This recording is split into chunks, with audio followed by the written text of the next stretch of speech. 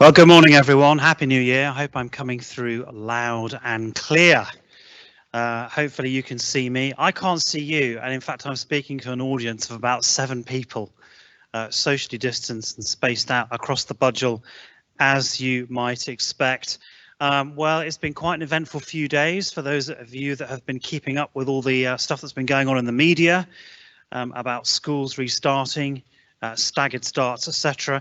I just want to offer a huge thanks to so many of you who've been working behind the scenes in the past few days to get things up and running and ready for when children start arriving tomorrow. Particularly to all of our prep colleagues who have had to put in place enhanced COVID-19 protocols in order to ensure the safe return of our children tomorrow. But of course also to everyone involved in rejigging the examination timetable for the mocks for the senior school and all the work that's been going on there.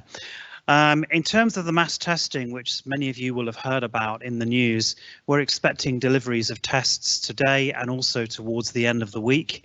And we're meeting this afternoon as a leadership team to plan the logistics of how that will work. I mention this because I want you to feel reassured that this is a challenge we believe we are equal to and that we will rise to and meet with aplomb.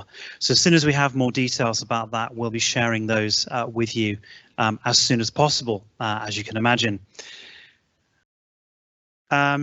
I also wanted to mention some of the changes in the structure of the Inset day today, and I think that has been resent by Hannah last night out that new structure. So do have a look at it if you've got it in front of you. However, we're going to start with our first session as advertised, and I'm going to say a little bit more about that in a minute when I introduce Alex to speak. The first 2 NACE sessions are being delivered via Zoom, as you'll see from the logistics.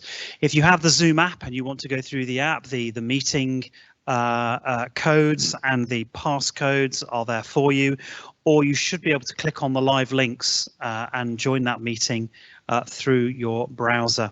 The third session is one which is going to run through Teams. It's being organised internally and it revolves around a specific task set from the first 2 sessions for you to work on within the Ewell Castle context. Just important to mention that. I'm really excited about the session at 2 o'clock, which is all about the chem data and value added. On this particular occasion, there's going to be a focus on how value added data can help, particularly with our gifted and talented students to help them fully realise their potential. So that I'm excited about that one.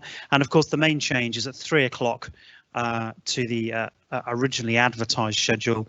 This time, heads of department are organising online meetings, and that's going to be focused largely on the learning protocols for virtual learning in the senior school in the next couple of weeks, and some key tips and bits of information to be shared and discussed within your department. And again, Hannah's written to the heads of department to send them more information, so no need to be concerned about that. Everything is under control in that sense. So I'm shortly going to invite Alex to come forward and speak about our first topic this morning, which is on issues of diversity and inclusion at Ewell Castle. I've been doing a lot of thinking and reflecting about this, I guess, really for some months. However, Black History Month, as you will remember, this academic year, certainly the best initiative I've been involved with or seen at a school for Black History Month. But of course, it's great to have that awareness raising for that one specific month. But what we're really interested in is long-lasting change for the better. And really, we have some much longer-term challenges, as all schools do and as we do in our society, not least how we go about decolonising our curriculum and changing our mindset around this issue of diversity and inclusion, particularly with regards to race. I've always described myself as an enthusiastic amateur. I don't consider myself to be an expert, and that's where I defer and want to listen to and hear from others who have probably given this a lot more thought and emotional energy than I have. And so I'm excited about this morning's session. I don't see this morning's session as the be all and end all, nor do I think of it where we tick a box at the end of this morning and go, right, we've done that. This really, for me, is very much a beginning. And I believe it will be a really strong start to how we're going to deal with this as a central concern over the next coming months and years at the school. And therefore, I'm delighted to invite Alex to come forward. Alex has put together a number of really stimulating and compelling resources for this morning. I'm going to ask her to come forward and deliver the session that she's planned. And therefore, there will then be an opportunity to put some questions to Alex in the light of her presentation. And I do encourage you to do that, to send those questions through via the function on Teams. Hannah is going to be monitoring and moderating those questions as they come through, and we'll make sure that we put as many of them to Alex as we can. But in the meantime, Alex, please do come forward. Patrick, out of your iShot, is swinging into action now to bring the slides online. And as I know you can, Alex can't hear you, but we're all going to give her a warm round of applause and a welcome as she comes up. Thank you, Alex. Thank you. Yeah, that's fine. Thank you.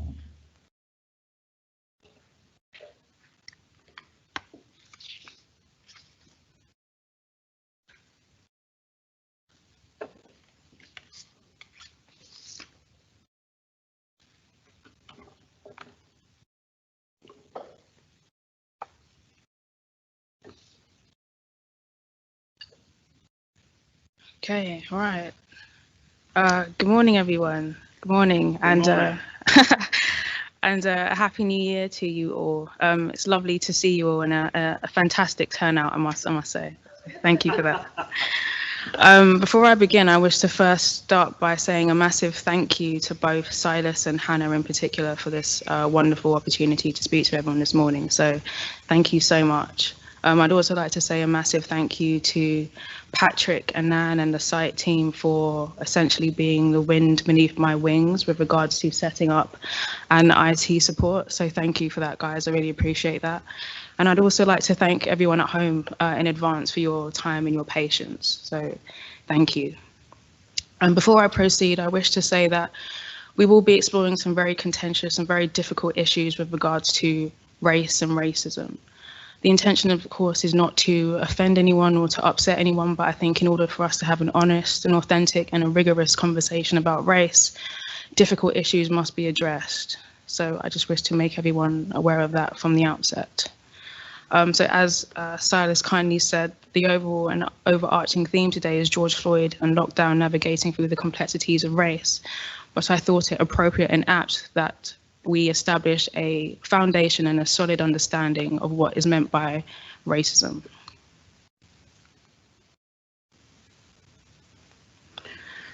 So, racism is the discriminatory beliefs and practices against people of a different race and ethnicity in the belief that their characteristics, abilities, and qualities are inferior.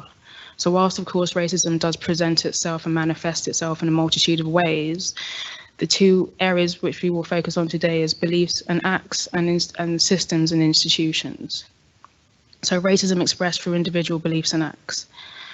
It's racial prejudice and discrimination, xenophobia, so that's prejudice against people from different countries, bigotry, bias, and intolerance. And through systems and institutions, that's predominantly white Anglo-Saxons, so European, cultural practices, beliefs, norms, traditions, language, physical attributes and standards of beauty, etc., being depicted as normal, universal, and the standard by which all others are judged. And within this, again, it's the inference that white is universal and normal, thus rendering everything and everyone else the other, but more to the point, inferior. This belief is not exclusive to white people. Racialized individuals and communities have also internalized this belief. So again, from the outset, it's important to make clear that groups who do not identify as white have internalized racist ideas about white people, but more to the point, have internalized racist ideas about themselves. Whilst, of course, racism is not exclusively enjoyed or experienced by a particular group of people, its impact and ability to express itself on structural and institutional levels is not equally shared. It's important to remember that prejudice plus discrimination plus power, and it's the power aspect that we often tend to negate and oversee and overlook, is essentially what equates to racism. Before I continue, I also wish to make clear that I personally do not prescribe to terms such as coloured and people of colour and BAME. I find such terms inherently problematic for the following reasons. To refer to people as coloured or people of colour, we're in some way suggesting that white is not a colour, that white is universal, and that white is the norm. It's not normal to be white. You are not the norm because you are white. White is a colour, just like every other colour and just like everybody else. Therefore, being white does not make you colourless. I also do not subscribe to the term BAME because it seeks to essentially take everyone who is not white British and place them under a homogeneous label, which simply isn't the case. And such a label does not allow for us to engage with the unique lived experience, histories, and relationship with the state.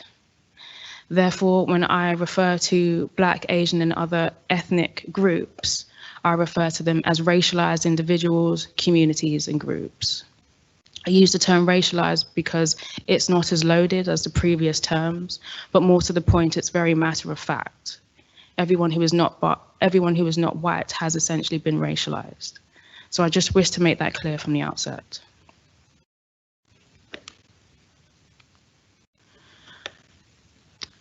So whilst the overarching theme is George Floyd and Lockdown, navigating through the complexities of race, I'm going to read an article that I wrote during the lockdown period. So this was my personal approach to what happened. And subsequently, the article was published in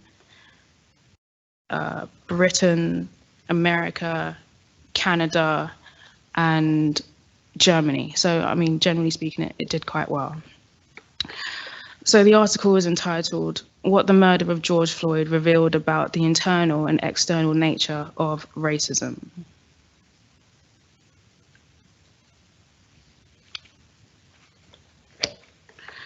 And within the article, I make 3 points.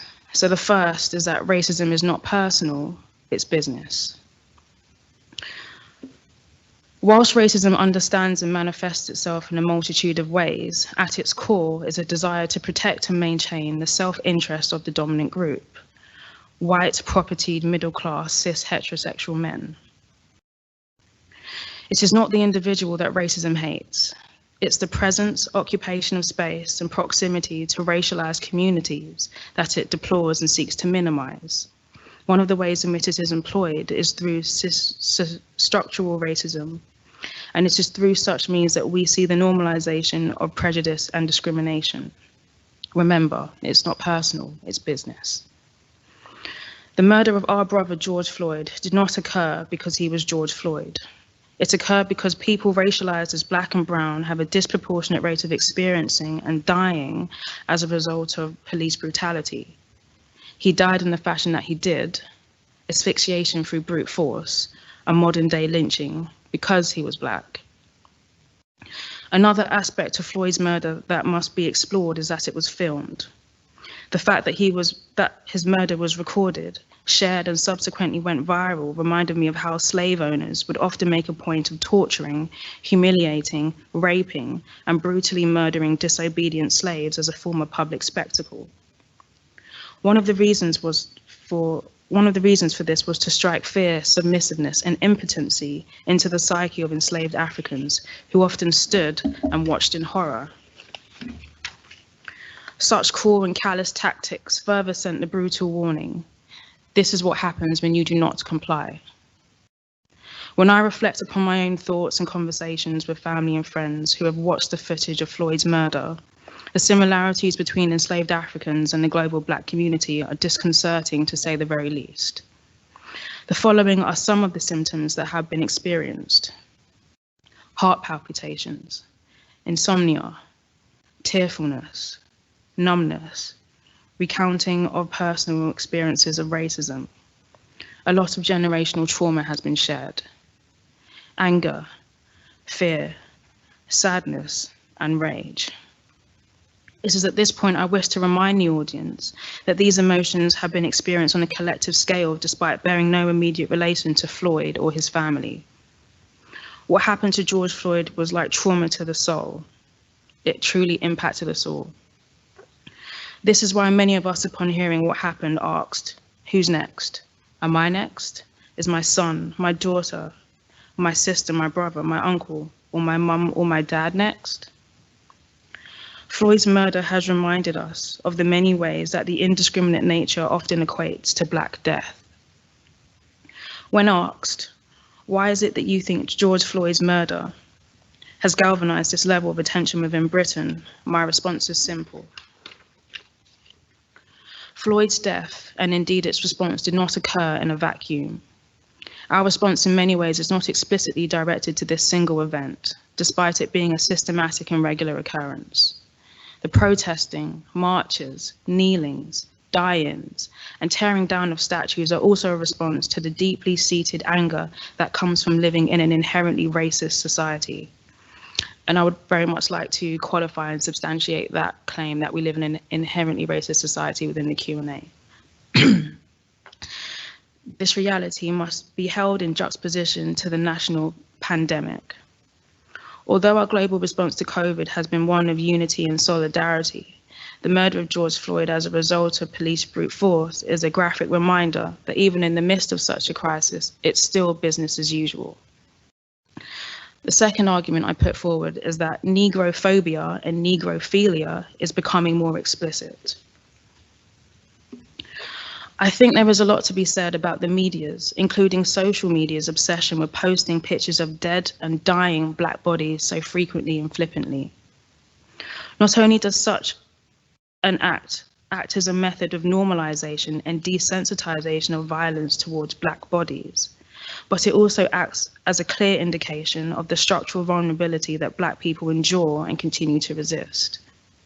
It must also be said that the ease with which some of the news outlets have shown Floyd's final moments, whilst failing to acknowledge his humanity, that he was a father, a partner, and a son, is incredibly disturbing and dehumanizing. These are also stark reminders that we live in a world dependent on Negrophobia and Negrophilia. Negrophobia is the deep hatred and fear of Black people. This is often made clear through Black people being perpetually associated with crime, violence, low intelligence, inferior genetics, and aggression. Negrophilia, in contrast, is an obsessive love and craze of Black people. This is often expressed through fixation and appropriation and exploitative consumption of Black culture, namely through our hair, our music, our language, and the fetishization of our physique, to name but a few. The articulation of violence through both Negrophobia and Negrophilia has been displayed and made even more explicit within the lockdown period. There is a comfort and pleasure in knowing that despite the world residing in a state of unrest and uncertainty, violent domination of Black bodies creates a sense of normality for some and, at least it's not us, for others. Negrophobia and Negrophilia reveal the feelings of anti-Blackness and that it is shared even when the expression is not. Such a contradiction is an eerie reminder of the irrational contradictory enclaves of racism. You hate us and yet you love us. The third argument I put forward is that we are starting to see another ugly side of internalized racism, African American exceptionalism.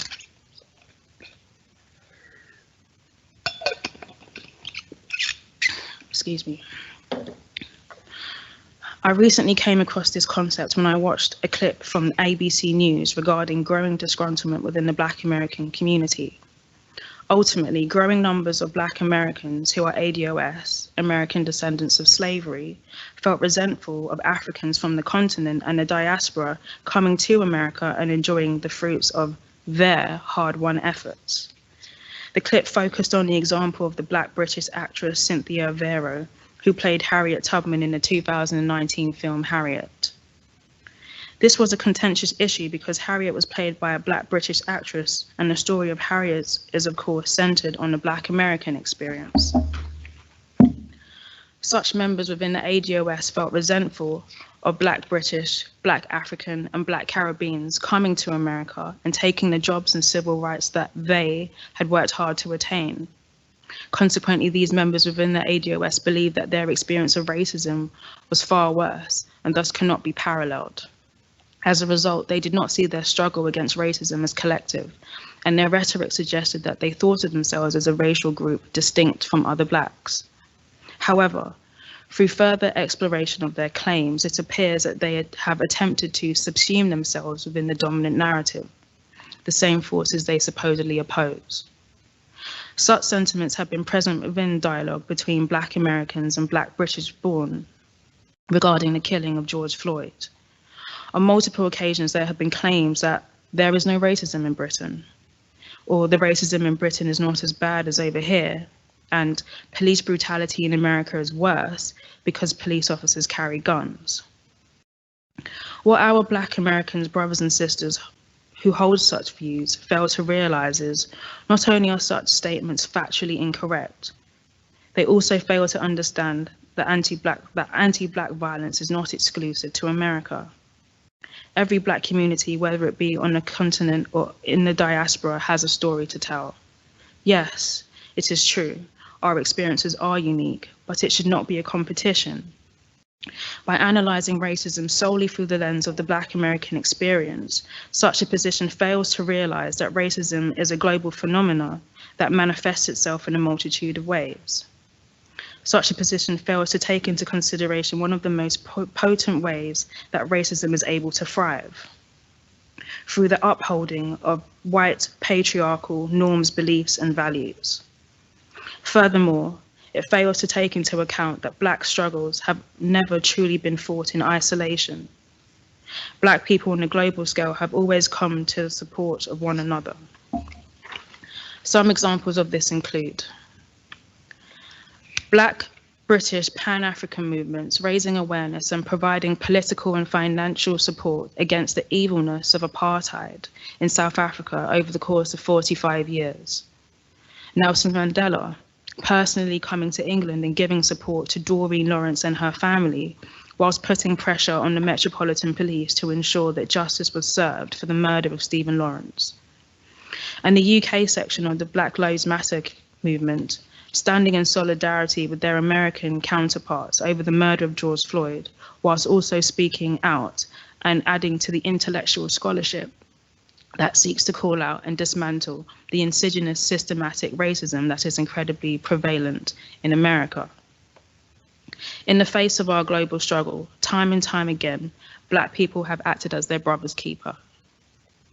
Therefore, when returning to the concept of African American exceptionalism, I believe it acts as a form of alienation and an expression of self-hatred, as it transforms Black suffering and anti-Blackness into badges of honor that warrants a sense of entitlement and privilege.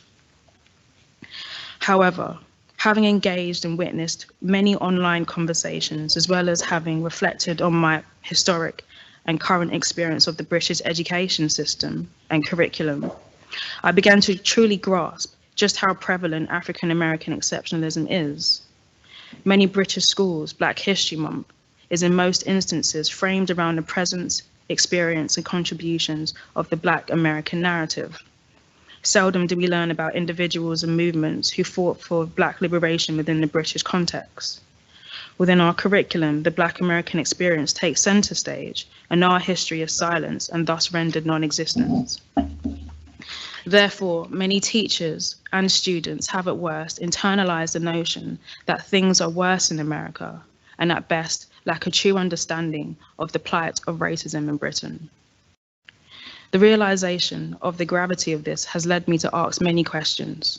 But the question that continues to persist is, if George Floyd were Black British or Black Arab or Black European, would we as a people have responded in the ways in which we have? Thank you.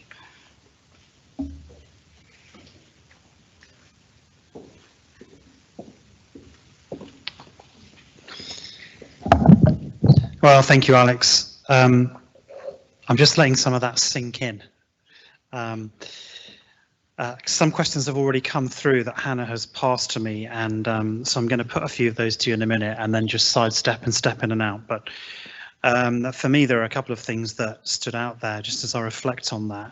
First of all, I'm going to use a phrase that you just used, Alex, which is, and I'm going to thank you for your intellectual scholarship around this issue, which I think is really, really important and actually very compelling throughout your presentation. That there are, for me, some things that resonate, and I imagine that for others and their own individual experience, different things will resonate also. What's clear is there's a whole meta language around this issue, which I'm personally working hard to catch up with and understand. And I, being a lover of language, I find that actually a very helpful way of trying to understand and connect with some of these actually very confronting and challenging issues. And there are a couple of points in your presentation where I genuinely felt uncomfortable, and I'm still reflecting and thinking about why I felt so uncomfortable. I can't really put it into words just yet. But what I am going to do, Alex, is I'm going to put some of the questions to you that have been coming through from colleagues, and I guess one or two more might be coming in as well. So what I'll do is I'm going to put the questions one at a time, and I'm just going to invite you just to step back in. That's probably the easiest way of doing it. So the first one is, you made a claim at the beginning of your presentation, and which you also did say you wanted to elaborate more on, and that was essentially that British society is inherently racist. And I just wonder if you could unpack that for us a little bit more. Thanks.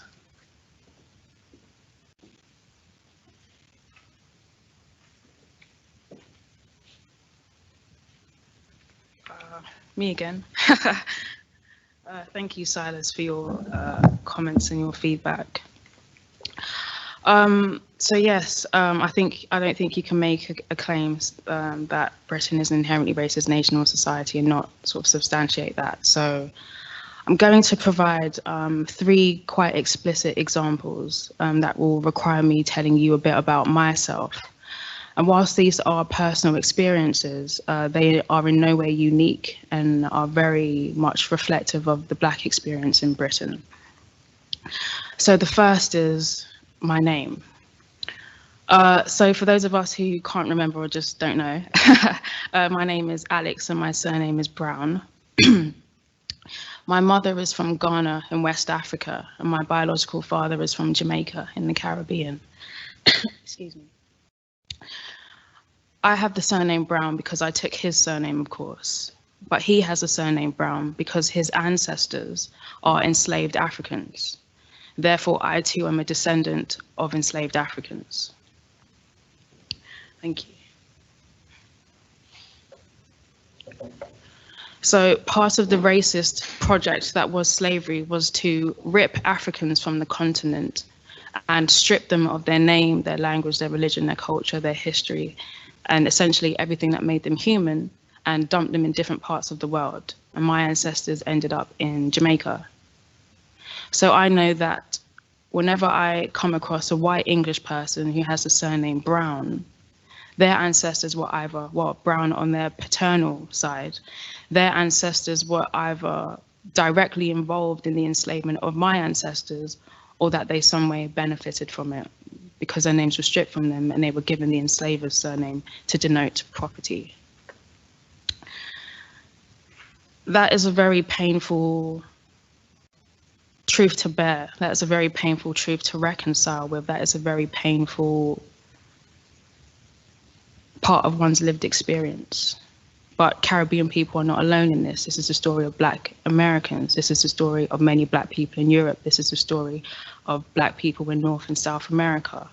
So whenever you come into contact with the descendants of enslaved Africans who hold surnames such as Brown, Williams, Andrews, Jenkins, Washington, Armstrong, Frings, Schmidt, Berlin, Stern, Mendez, Santos, Pereira, and they are unable to trace back their lineage to a certain point, that is because they are descendants of enslaved Africans.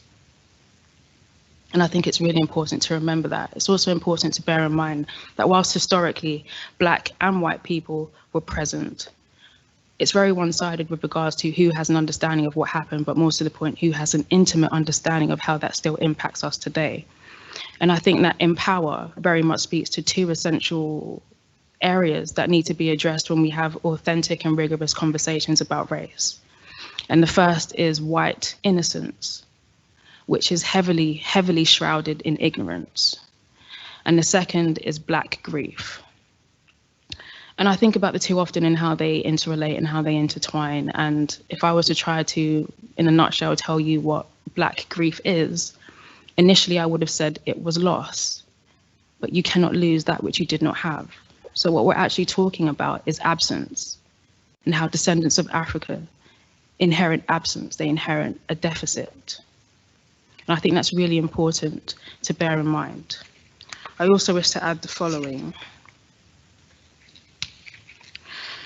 It is also essential to note that Britain played a fundamental role within the slave trade in a multitude of ways, but most notably, slavery allowed for Britain to be the powerful capitalist geopolitical nation it is today. It also informed a sense of national identity both in Britain and Africa and in the colonies. It's worth noting that Britain engaged in slavery from 1562 to 1833, which is just over 270 years. It's now 2021. Britain abolished its role in slavery in 1833. That's 188 years. So Britain, since its first engagement with slavery, has spent more time enslaving Africans than it has supposedly living in peace and in unity with them. My second argument, excuse me, is the continuation of oppressive power and relational dynamics between Black and white people. And I borrow this argument from the American Afro-pessimist philosopher Frank B. Wilderson III, who states that we are mistaken in viewing slavery as a historical moment. Rather, he argues, we should understand it as an oppressive relational power dynamic that was born within the context of slavery and still persists to this day. As a result, what happened in 1833 was not the abolishment of slavery, but rather its reconstruction. So a number of years ago, when I was an undergrad student, I attended a particular university. I won't name the institution. And I was reading a particular degree and I was studying a particular module. And the professor who was conveying this module had a reputation of having a fetish for Black women, but more to the point, Black women from a particular Caribbean island. And this professor was a white man. And this was made known to me by not only Black women on the course, but Black women in the module, in the degree, sorry. And this was confirmed by other people who weren't Black. And within his lectures, he would frequently make a point of speaking about these women, and he would describe them as being very loving and giving and generous and affectionate and available and very open and so on, just sort of randomly. And he would make a point of doing so in front of other Black women. It was also made known to me, actually before I go on to that, he would also make a point of saying that every year he frequents this particular Caribbean island to spend time with these women who, as I said, as I described. He also had a reputation for being an incredibly harsh marker. So regardless of who you were, he was an incredibly harsh marker. But as a Black woman, I was given the advice that if I wanted to receive a fair grade for my work, whenever I would have tutorials with him, it would be wise for me to make an effort. And of course, upon hearing this, I was shocked. I was horrified. I was disgusted, and I immediately said, like, I'm not doing that. That's not happening. That's not going to happen. And a few weeks into the course, excuse me, a few weeks into the course, we had to submit a short essay, and we had to have a tutorial with him. And I was adamant, I'm not doing that. So I attended the tutorial wearing what I normally wear, which was at the time just tracksuits. It was, you know, undergrad days. No one was making an effort really. And I remember sitting outside his office and waiting for over 20 minutes. And the student who had come out, because the session had run over, was a Black woman who had gone above and beyond to make an effort. And when I walked into his room, he was incredibly cold, incredibly distant, and didn't really engage with me. And I was in there for less than 10 minutes, and he absolutely ripped my work to shreds. I can still remember it now. He absolutely tore it apart and berated it. And he gave me no point of reflection or points in which I can go off and learn. He didn't give me any feedback.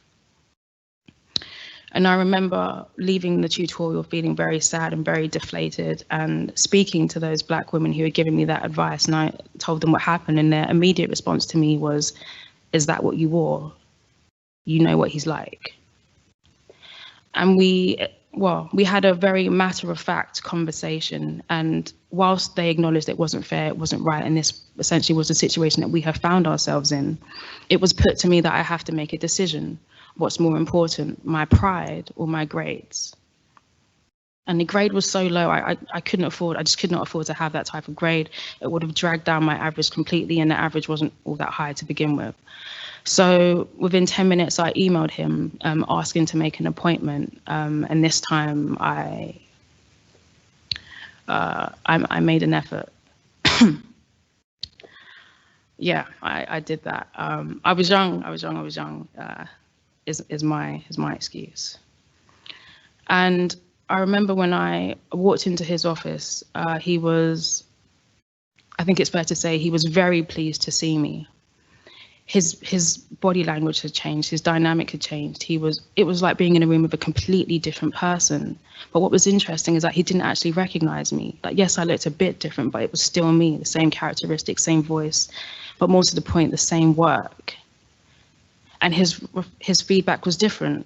You know, you made some really good points here. I thought this was quite a good point. I felt it would have been better for you to elaborate on this particular section. You know, I've also spoken about this theme that you were trying to raise. It would have been wise for you to reference some of my work.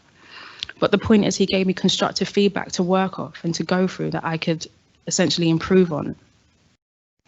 And following his feedback of my essay, he asked me, well, the conversation changed, and he asked me what country I was from. And he could barely veil his disappointment when he realized I wasn't from the Caribbean island that he would so often frequent. And I think it's worth noting that the fact that he would make a point of saying that he would frequent it and only speak about the women very much suggests that, well, that's sex tourism. So every year he was going there. I don't know, and it's not for me to pry about whether he was paying for the pleasure, but there was most certainly some sort of an arrangement.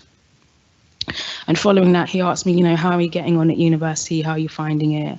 And then he asked me, have we met before? Do you frequent my lectures? And I said, yeah, I've been here from the start. And he was sort of suggesting, well, why is it that I can't remember you? Why is it that I don't recall ever having spoken to you? And I don't know why you don't remember me. And he, excuse me, made a point of saying that prior to the next lecture, prior to the start of it, I should make a point of reintroducing myself and making it known that I'm in the room. But what's interesting about that is that the room was actually, it wasn't a lecture hall, it was a classroom, and there was never more than 15 of us. So it was a very intimate group. And even then, he still couldn't remember me. It's important to note that by me allowing myself to be sexually objectified and experiencing this level of violence and finding myself in such a precarious position and vulnerable position like other Black women on this particular module, this did not actually guarantee a first or any level of comfort or privilege. The professor finding me as a Black woman sexually attractive in some way and me making myself in some way available to him was what was needed for him to essentially do his job, to support his students through critical and constructive feedback, and to mark fairly. The structural vulnerability and violence that Black people, but Black women in particular, experience at the hands of the state and its institutions has a long historical parallel archived and recorded within the canons of Black knowledge, our music, our songs, books, historical archives, memoirs, autobiographies, and plays, etc. The Black woman's body has and continues to be a site of political violence within the Black community, but also between the Black community and the state, typically governed and controlled by white middle-class heterosexual men. Historically, Black women have made themselves sexually available for slave owners in the hopes that their husbands would not be killed or tortured, so that their children would not be raped or poorly treated, and also to ensure that the family would not be split up. The Black woman's body, but more to the point, her sexual reproductive organs acted as an instrumental part of slavery and the growth of capitalism, modernity, and the advancements that nations such as Britain and America enjoy today. Thomas Jefferson, one of America's founding fathers, famously stated, "A Black woman who brings a child every 2 years is more profitable than the best Black man on the farm. What she produces is an addition in capital." There is a continuation of the oppressive power dynamics between Black women and the state, Black women and institutions, and Black women and middle-class white heterosexual men in positions of power and authority. So that's my second argument. My third, I promise it's very short, is the revisiting and the recomplicating of what is meant by progress. And the late, great Malcolm X gave the following analogy. He says in a nutshell that slavery, of course it was more than this, but slavery was essentially white people stabbing Black people in the back. Therefore, progress isn't pulling out the knife by 3 inches. Progress isn't pulling the knife out by 6 inches. Progress isn't pulling the knife out in its entirety. Progress is first admitting and acknowledging that you shouldn't have stabbed Black people in the back in the first place. And progress is more to the point, allowing for those stab wounds to heal. And that pulling out the knife in its entirety and that allowing for the wounds to heal to act as a form of justice, both domestically, globally, and geopolitically, has not occurred. And it's for those 3 reasons: the pivotal role that Britain played within the formation of slavery and national identity, the continuation of oppressive power dynamics between Black and white people, and a revisiting and a recomplicating of what is meant by progress, is why I maintain that this is an inherently racist nation and we live in an inherently racist society.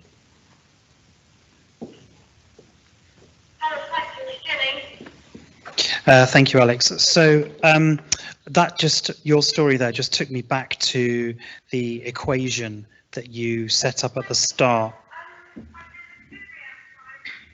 Sorry, guys, we just got a slight distraction on the microphone there. Just give this a second. Do you mind turning those off, guys? Is that right? So just to go back to what I was saying, so the equation that you set up where you talked about prejudice plus discrimination plus power equals racism, and in the story that you just shared, it was clearly power was clearly very much a strong part of that equation. There's a few more questions that are coming in from colleagues, so what I'm going to do is just try and link a couple of those together. Early on in your presentation, you talked about the notion of white not being colourless, but being a colour itself. Often, some people's response to the Black Lives Matter movement has been, oh, well, that doesn't impact me because I'm colourblind. We've heard that phrase used before. I talked at the start when I was introducing you about our long-term commitment as a school to decolonising the curriculum. So I guess this question comes in 2 parts. First of all, what do you see as, I guess, in a kind of concise way, and I'm sure you could speak for a long time about this particular issue. What do you see as inherently the most problematic thing about that, what people call the colourblind approach? And once we can get over that hurdle, as a school right now in Ewell Village, how do we set about decolonising our curriculum?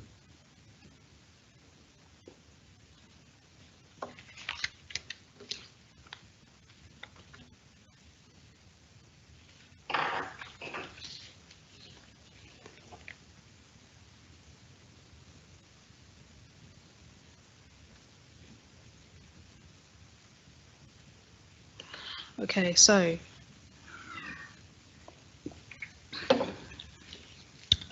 with regards to the colorblind approach, so this is my personal opinion. I would personally go as far as to say that the colorblind approach is racist. I would actually go as far as to say it's racist for the following reasons. I think whilst it's important to acknowledge that, of course, race is a social construct, I think even within that, to simply reduce the color of a person's skin to that of the lack of or the presence of melanin and pigmentation is actually to divorce the human body from a specific location, space, and place. As a result, the color of a person's skin actually tells us something, and it allows us to link that person to a particular heritage, culture, and tradition. Therefore, when we take the position that I'm colorblind, I don't see color, what we're actually saying is, I don't see all of you. And I'm choosing to engage. I'm only capable of engaging with that which I feel comfortable in. And it's within that dehumanizing projection that default lines are created and norms are established. And also within that, we're suggesting that actually everyone looks the same to me, and they clearly don't. So my personal response to the colorblind approach is, well, who do I need to become? And what do I need to transform myself into for you to no longer see my difference? So that's my response to the colorblind. With regards to decolonization, I think it's important that we establish these 3 main steps. So the first is that culture essentially creates norms and values and traditions and beliefs and so on. And it's the individuals that create and take with them those cultural values, traditions, norms, beliefs, and so on. And it's the people and their cultures that create houses, and it's those houses that create institutions, and it's those institutions that essentially creates a society. So we cannot maintain that whilst there may be issues of racism in our society, issues of racism within certain communities, issues of racism within certain spaces, and we can acknowledge and admit that yes, people have experienced racism in those particular spaces, and yet in the same breath say, but we don't know any racists. I think that's really important to acknowledge. Therefore, we need to not only engage in serious and very honest conversations with other people, we also need to have serious conversations with ourselves. And we need to analyze, and we need to explore what values and traditions that we hold that are potentially harmful to people who do not look like us. So I think that's the first thing. I think the second thing with regards to decolonizing and anti-racist work is that many of us have to be able to acknowledge and admit that it may involve us taking leadership or advice or being led by someone who on paper is potentially not as capable or is as experienced or is as intelligent as you are. When it comes to anti-racist work and decolonizing and so on, you either know it or you don't. You can't bluff your way through it. And as Dr. Willie Jennings said, if we are truly willing to invest and give this our all, we all have to adopt the humility of a learner. And that also involves engaging with organizations and people who are ready, willing, and able to help and support us within this endeavor. But then that goes back to an essential part of decolonizing. Are you comfortable in changing the power dynamics and taking lead and being led by others who potentially do not have the same CV as you do?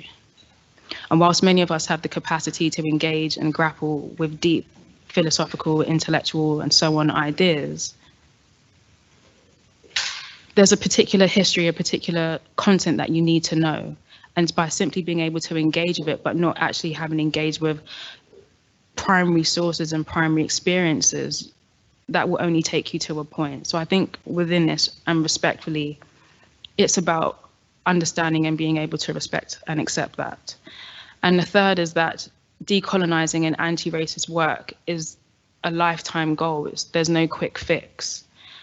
It requires us to essentially dismantle and take down hundreds of years and centuries worth of damage before we can reimagine, redefine, and then rebuild.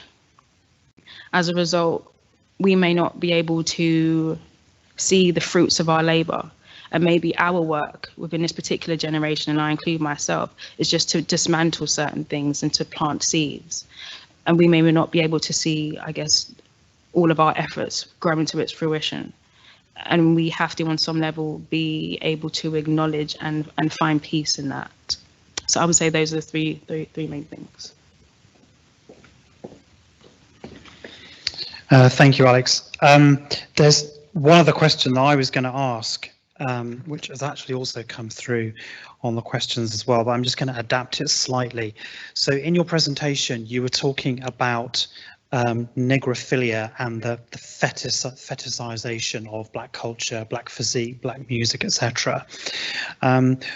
One of the questions that's come through, and I think it's really interesting, is if we're if I describe myself as an enthusiastic amateur at the start, I really want us to address these issues within our school and within wider society. I want to see that, and whilst I might not necessarily know how we're going to get there right now, I can see where I'd like us to be. I don't necessarily know what the route is to get there. Are we in danger if we're not careful in while we're trying to champion these issues and trying to deal with them, that we end up going too far the other way and we get into that whole choppy water of cultural appropriation? And if we're not careful, we end up reinforcing some of those deep-rooted colonial anxieties and prejudices, in a sense, almost going too far the other way. Do you see what I'm getting at? Well, thank you for the question. I think that's a brilliant question, and it's something that I actually will explore in my coming presentation. But in a nutshell, if I can just say, there is nothing wrong, and if anything, it's encouraged that you engage and you enjoy the beauties and the complexities of other people's cultures and heritage and traditions and so on and so forth. But it's about understanding a line, and it's about understanding the cultural history behind it and the heritage and what it means to a particular people. And when you decontextualize it and you rip it from its roots and then you reimagine it or you transform it into something that it wasn't intended to be, but more to the point, divorced from its inherent birthplace, that in itself acts as a form of violence.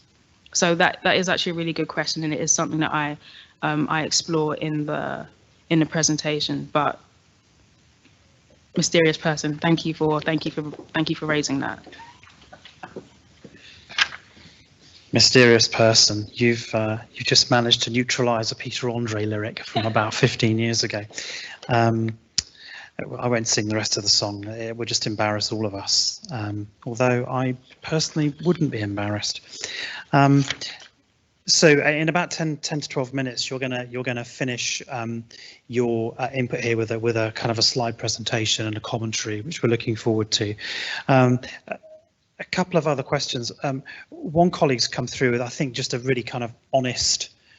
You talked about us having to adopt the humility of learners in order to try and wrestle with some of these issues.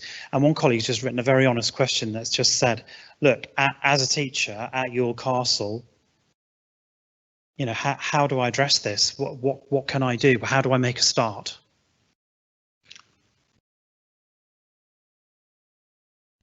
Excuse me. Thank you for a really good question. I think that this sort of, especially for those of us who are not very well versed in anti-racist and decolonial work, I think there is this sense of feeling overwhelmed and feeling, what do I do? Where do I start? Where do I go from here?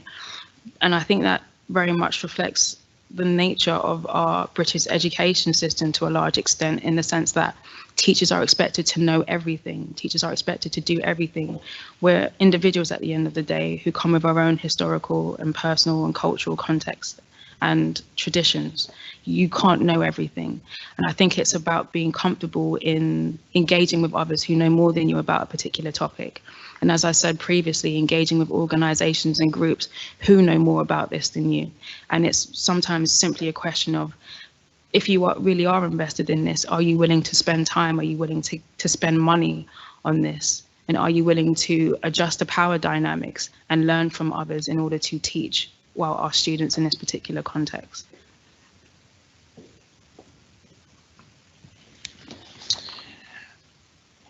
Do you think, Alex, that getting into these conversations about race can sometimes distract us from other issues? And I'll just give you an example. There are different racial or religious groups in the world who have endured terrible persecution, and we know that from our studies in history.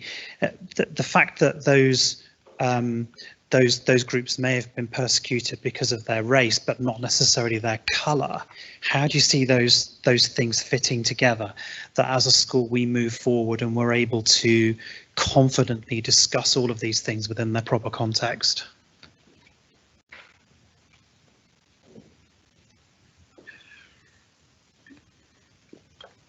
Well, thank you for the question. I think that when we ask questions regarding whether or not issues of race can distract us from other important issues, in many ways we imply perhaps more than we realize. It's important to remember that when we're dealing with issues of social ills and social oppressions, they not only intersect, but more to the point, they interlock. And by intersect, I mean it cuts across the demographic of the community or of the society, but it also interlocks, excuse me, giving life, propping up, and galvanizing one another. So a typical example is the argument that whilst race is important and talking about race is important, it distracts us from other important issues such as gender inequality. But within that, we're actually making quite a few assumptions and we're implying a lot by suggesting that race and gender have in no way any relationship with one another. What we're actually implying is that I'm uncomfortable with the conversation not centering around white people. And I say that because we have to bear in mind that actually not all women are white. Therefore, race must play a pivotal role in that conversation. And we also have to concede that not all women are middle class. Therefore, class will also play a pivotal role in that conversation. We must also acknowledge that not all women are heterosexual. Therefore, LGBTQ rights will play a fundamental part in that conversation. We must also acknowledge that not all women are able-bodied. Therefore, disability rights has to play a central role in that conversation. If we seek to demarcate social ills and we are unable to develop the capacity and the maturity to hold multiple forms of social oppression in juxtaposition to one another and understand how it not only intersects but interlocks, that will in itself act as a way to keep us stagnant and to prevent us from making progress. So if I return back to the example of me and my professor, that is not only an issue of it's not only an issue of race, it's an issue of gender. It wasn't black people he was explicitly doing this to, it wasn't women he was explicitly doing this to, it was black women he was explicitly doing this to. That position, that abuse of power cut across two different folds, two different identities, and hurt a particular group.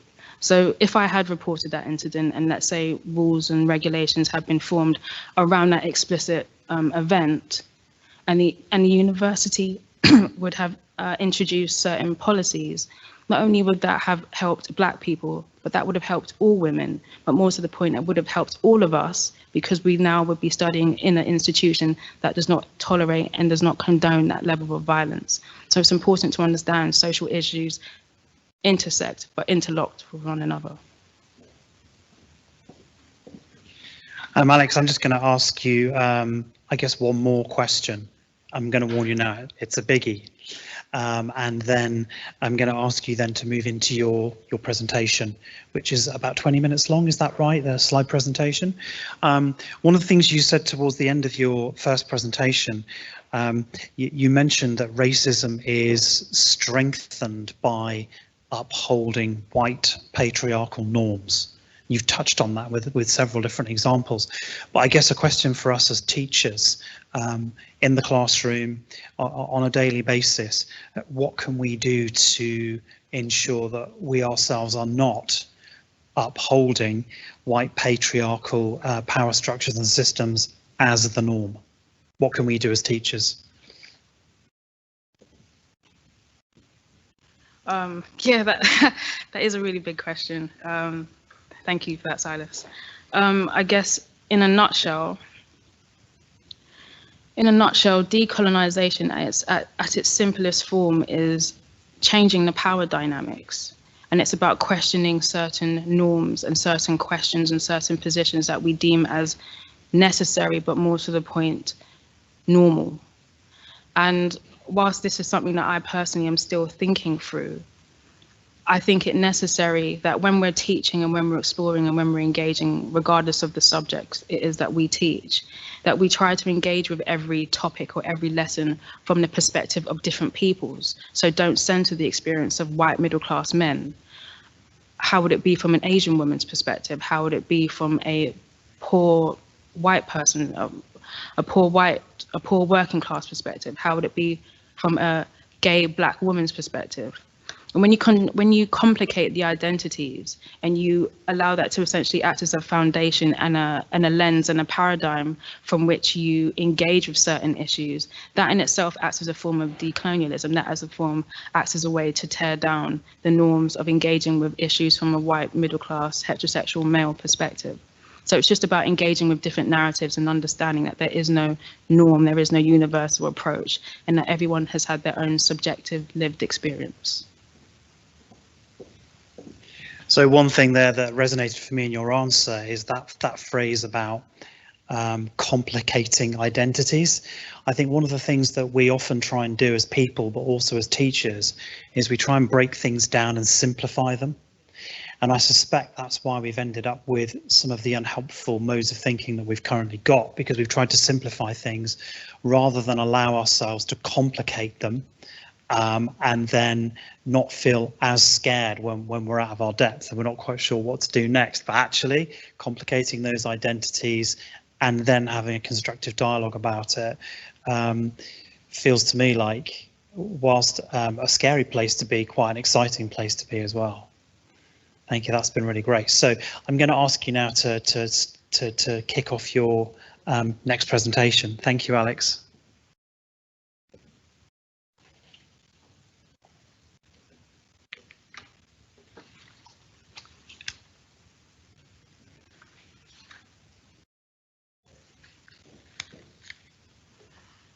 Right. The murder of George Floyd, British racism in context, a curation of images. I have curated a series of slides which seeks to explain how and why the murder of George Floyd was able to attract the attention and spur the response that it did on both a domestic and global scale. This curation will further highlight and draw attention to the many conversations that are occurring within the Black community, but also within public discourse. I will speak over some of the slides, but for others, I think the statements and images will speak volumes.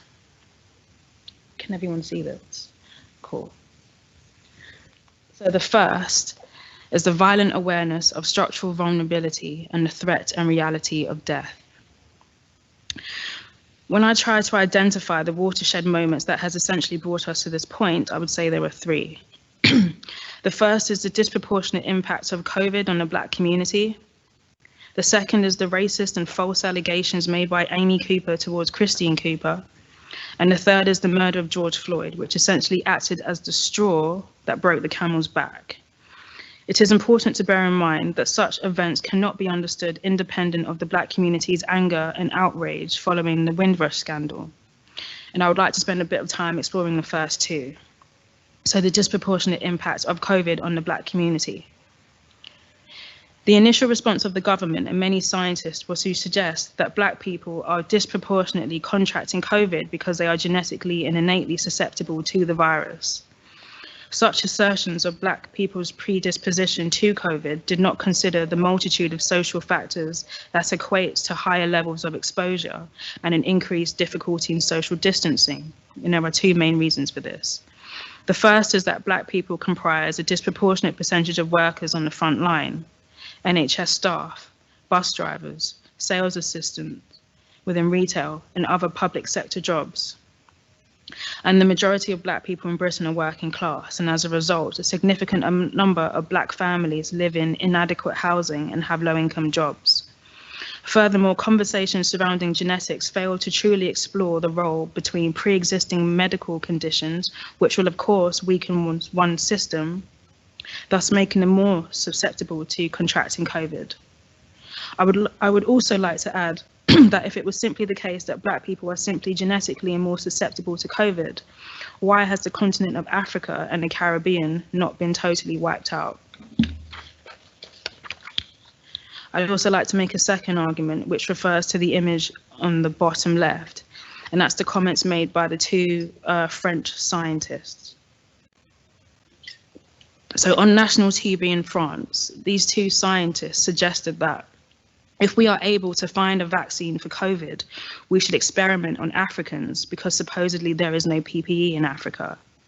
The scientists then compared such an idea to that of the vaccine trials that are typically carried out on prostitutes who have contracted the disease.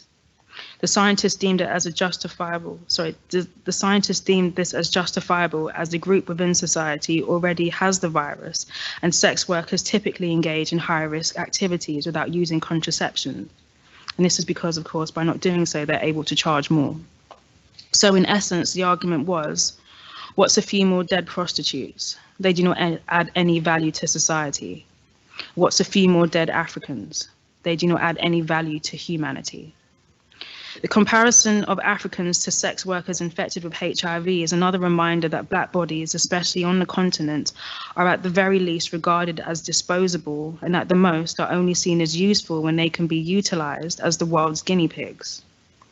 It's also important to note that the WHO, World Health Organization, publicly condemned the two scientists, and they later apologized and retracted their statement.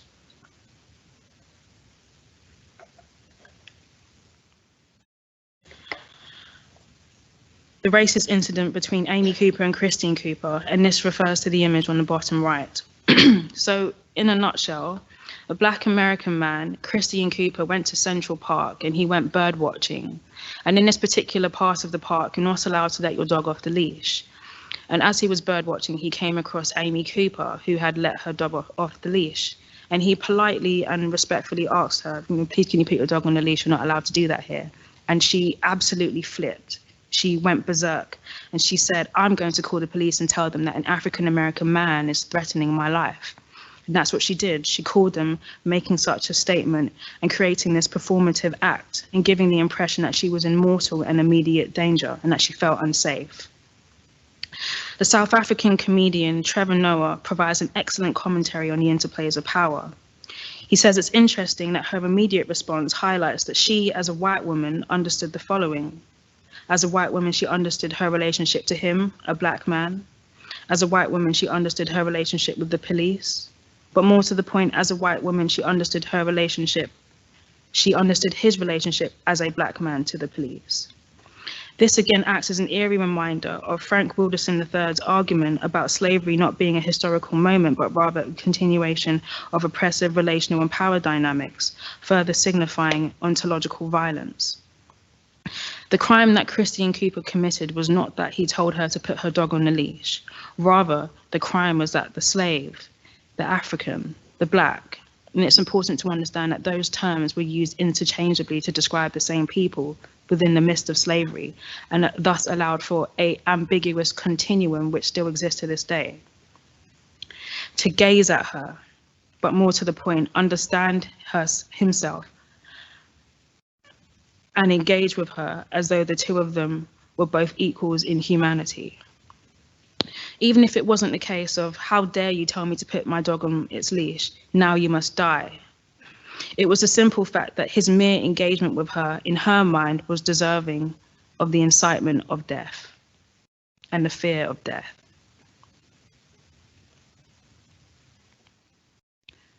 Racism is nothing new.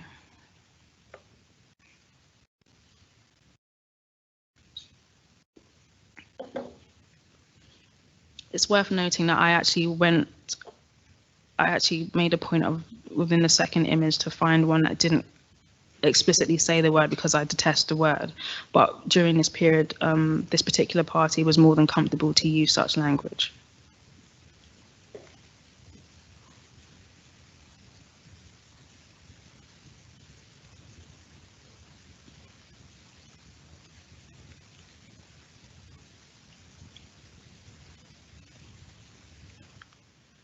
Conversations within the Black community.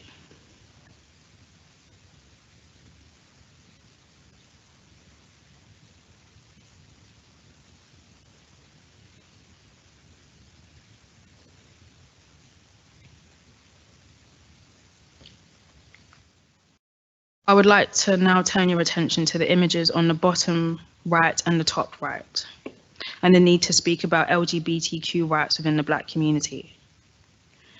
The mere fact that many within the Black Lives Matter protest had to proclaim their unique presence within the movement and the political statement highlights two important realities. The first is that the Black community is not monolithic. And the second is that the Black community, like many other communities, has a deep-seated problem that it reluctantly wishes to acknowledge, let alone address. The presence and existence of LGBTQ+ people and how this often equates to homophobia. The mere fact that Black queer members of the community, and I use the term queer to act as an umbrella term for those of us who do not identify as heterosexual, needing to further accentuate their existence and inherent value typifies that the Black community, just like many within wider society, struggles to understand and apologetically proclaim a relatively simple and matter-of-fact statement, thus rendering it more radical than it was perhaps intended to be. This further highlights the need for some members to qualify, critique, and express who they mean when they proclaim Black Lives Matter. This incessant need for some is a painful reminder that some Black Lives Matter more than others. In my mind, the declaration of the statement, without doubt, must include those who are often relegated to the periphery and thus rendered silent. Such groups include queer Black people who do not identify as Christians, Black people with criminal records and those in prison, disabled Black people, and Black people with a precarious immigration status. To me, it is very simple. Black lives matter, or they don't. This need for some to create a hierarchy speaks to the ironic homophobia and patriarchy that is incredibly prevalent within the community. The movement was actually created by 3 queer Black women. Despite it being a heterosexual Christian man whose murder spurred the movement's momentum, it has been predominantly queer Black women organizing, sacrificing their bodies, telling their stories, heading grassroots organizations, and often leading anti-racist projects within many institutions in wider society. The Black community must acknowledge and address its internalized bigotry, bias, and intolerance in order for Black lives to truly matter in every sense of the term. I would now like to point your attention to the image on the bottom left. Black people's pain is the world's entertainment. This image very much speaks to the lack of understanding within society at large about essential aspects of Black culture.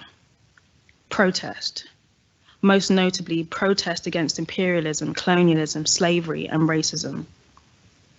One of the ways in which the protest is expressed is through the arts, namely music.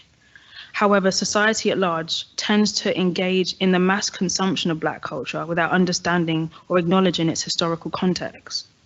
Such reality can further be understood through the lens of negrophilia.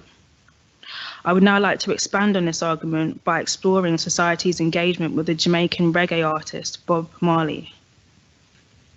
Typically, Marley is depicted as a fun-loving, weed-smoking, apolitical hippie who is just here for a good time. But many people fail to remember that Bob Marley is Rastafari. I use the term Rastafari as opposed to Rastafarianism because the ism is an imposition of a Eurocentric understanding of a non-Western religion, so it's Rastafari. A deeply political religious movement which centers on doctrine around political ideas such as reparations, repatriation, and Pan-Africanism. These are all deeply political ideas at the heart of many of Marley's songs and essential to his overall message.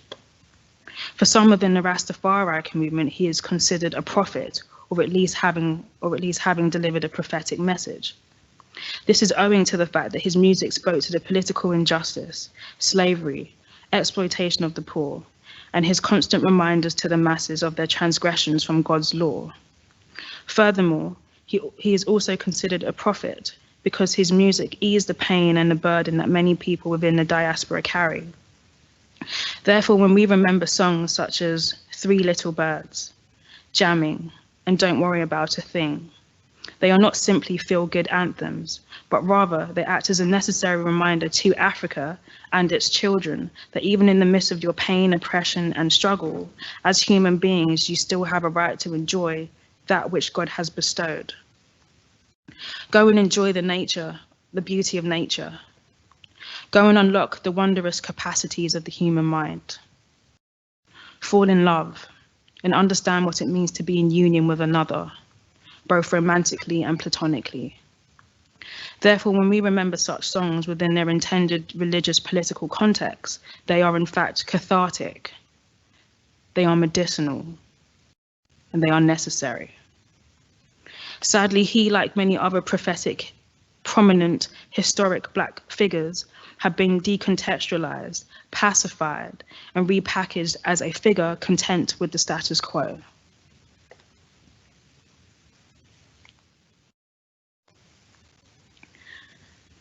The quote in the center is taken from the comedian Dave Chappelle's sketch on the murder of George Floyd, entitled 8 minutes 46 seconds.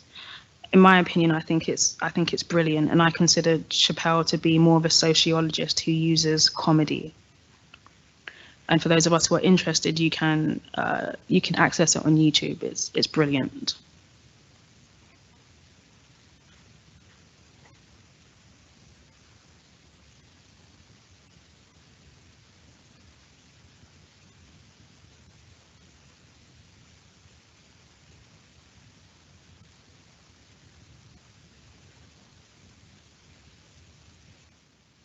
Different paths towards Black Lives Matter.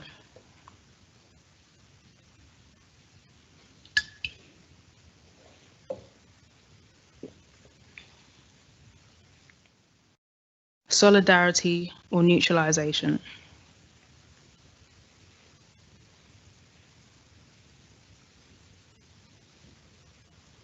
And this essentially speaks to the fact that if politicians and police officers, because Black Lives Matter essentially is focused explicitly on police brutality and unjust laws, if politicians and police officers start and stop with this level of engagement with regards to racism in the community, then instead of acting in solidarity with them, they act as a form of neutralization and pacifying of the cries essentially of Black and other racialized groups.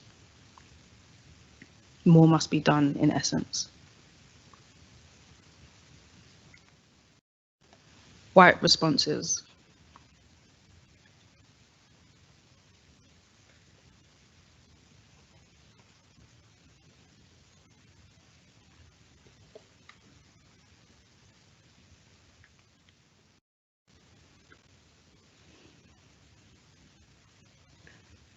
And the image on the left explicitly refers to some influencers, social media influencers in Eastern Europe, choosing to stand in solidarity with Black Lives Matter by putting on blackface, despite Black people historically and contemporary saying, stop doing that, it's offensive, it's racist.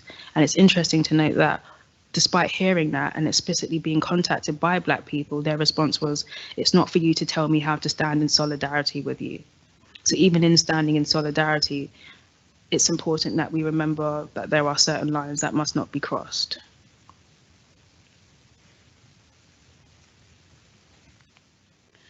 Black liberation is not white oppression. And the image on the right speaks to the Black Lives Matter protester who carried a protester who was in solidarity with Tommy Robinson and the Football Lads Alliance and carrying him to safety. And saying that even in the midst of his oppression, even in the midst of his protest, he's still able to engage with those who are supposedly, in air quotes, his enemies.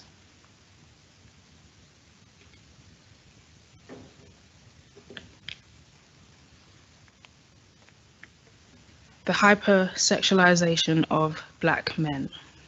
And I'll just give you a moment to just take in these images.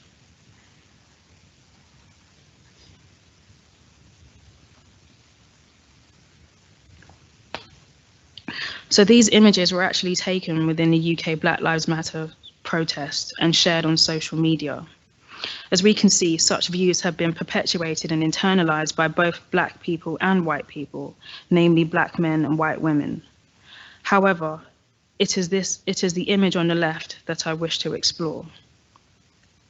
This white woman's hypersexualization of Black men demonstrates another example of the structural vulnerability that racism permeates.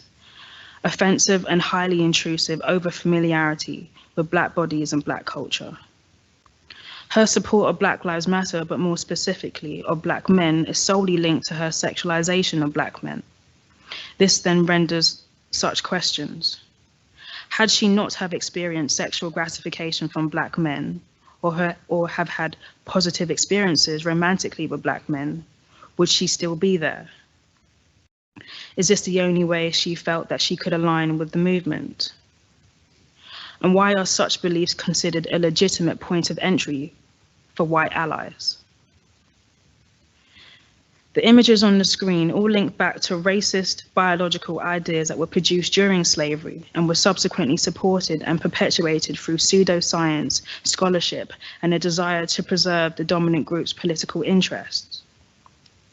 Within my law school, where over 80% of the students were Black, such racist stereotypes were often bragged about and taken as a compliment. As a Black woman and a Black teacher dedicated to anti-racist work, these are some of the ideas I constantly seek to refute and dismantle. I reminded my students that such ideas were not born in a vacuum.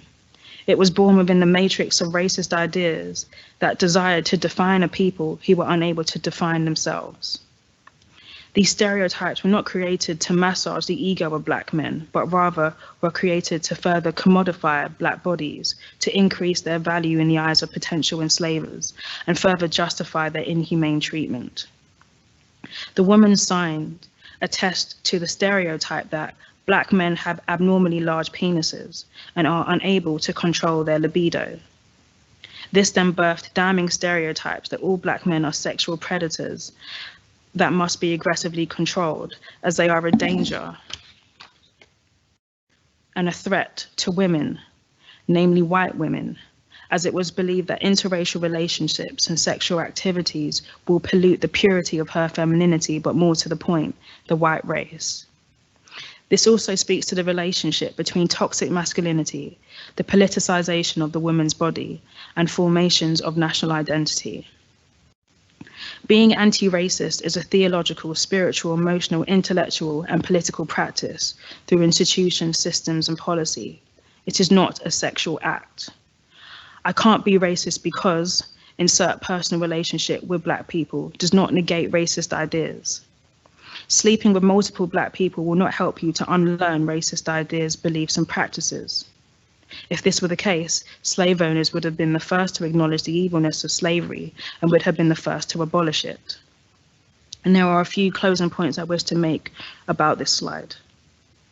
Because anti-racism does not necessitate having sex with Black people or engaging in varying levels of relational proximity with Black people, we must cease to maintain that having Black friends, having a Black partner, having Black children, or having multiple sexual encounters with Black people aids or acts as a means to help individuals unlearn racist ideas, beliefs, and norms.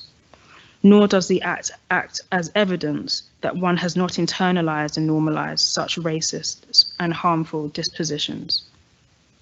The author Ibram X. Kendi, in his book, How to Be an Anti-Racist, reminds us that holding racist beliefs, values, and norms and operating under such a modality does not have to be stagnant, nihilistic, or static. You can unlearn it. No one is born a racist. You are taught how to be racist. However, there is no quick fix, and becoming an anti-racist is a lifelong journey. The slide in its totality is another reminder that even the personal is political. The internal dialogue of our people. This for me typifies the very sentiments of much of the Black community. The image in the center speaks of the urgency of the situation. The fact that this woman feels it necessary to risk her safety and that of her unborn child, coupled with the fact that the 3 points in her message spells out 999, speaks to the urgency of the matter. Creating an anti-racist, decolonized world really is a matter of life and death. I would like to end with the words of the Canadian author and poet Dionne Brand. I have taken this from her lecture, Writing Against Tyranny and Towards Liberation. Whilst this extract has no title, I think her words very much acts as an ode to my article, this presentation, and that it very much honors the anti-racist work being undertaken on a global scale. These are her words. Do not say, oh, find the good in it, find the virtue. There was no virtue, not even in me. Let us begin from there. Thank you.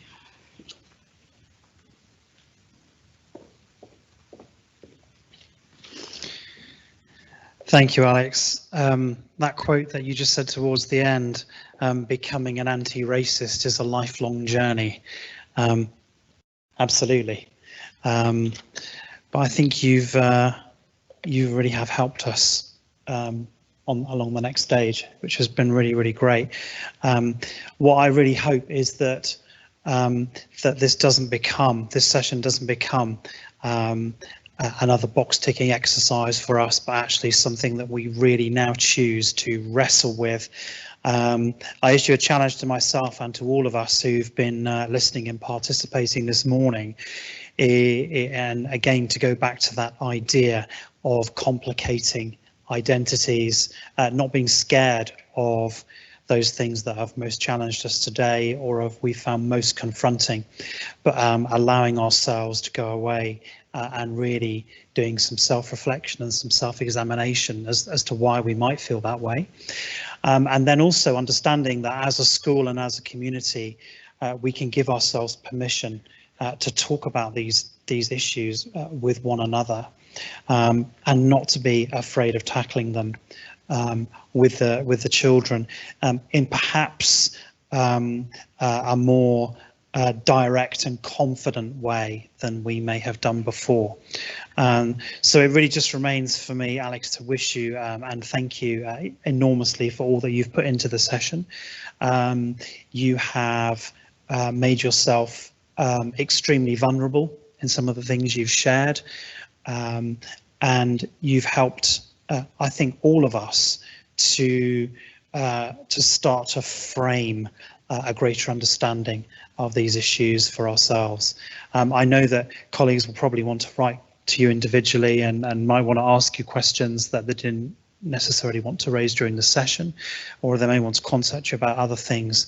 But on behalf of us all, a massive thank you and a virtual huge round of applause with lots of whoops and cheering and all the rest of it. So for those of us in the room, we'll happily clap. Just in the context of the rest of the day now, folks, our next session is at 10:15, so please do feel free to get a comfort break. As I said before, if you've got Zoom on already downloaded as an app on a device, you can access the sessions there through the meeting ID and passcodes that have been published, or you can just hit the link and view the sessions in your browser. Thank you all very much. Go and have a well-deserved cup of tea or coffee. Search up the Dave Chappelle clip, 8 minutes and 46 seconds, and then get onto your Amazon account and look at some of the recommended reading. Okay, thank you and see you soon. Bye.